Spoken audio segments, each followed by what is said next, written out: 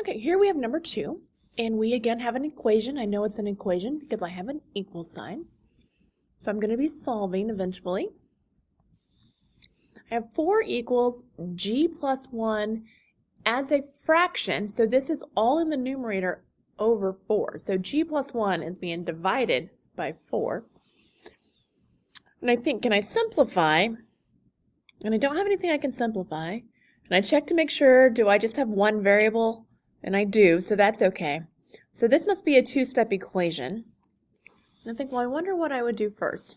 I know I'm solving for g. I have this plus 1 and I have this 4. But if I think back to class, we talked about what happens when we group those together. When we put those magical parentheses around those, that's holding that together because it's all in the numerator. Because it's all in the numerator, that stays together, and we're going to undo divided by 4. Remember, to undo divided by 4, we need to multiply by 4.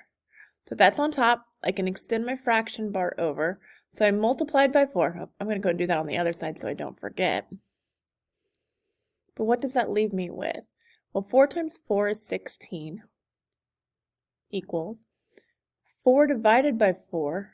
We cross those off. Remember, we're undoing divided by 4 by multiplying by 4. We did that as mathematicians. We made that decision.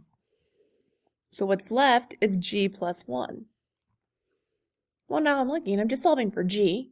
And attached to g is 1, positive. I undo that by subtracting it. And so 16 minus 1 is 15. And then we bring down the g. 1 and 1 and negative 1, really, we're subtracting. That's 0, right? So we don't write plus 0 anymore. So our final solution would be g is equal to 15. I think that you've got to be careful with these. Remember that the g plus 1 was all in the numerator. And so since it's all stuck together up there above that fraction bar, this is when we have to undo division first.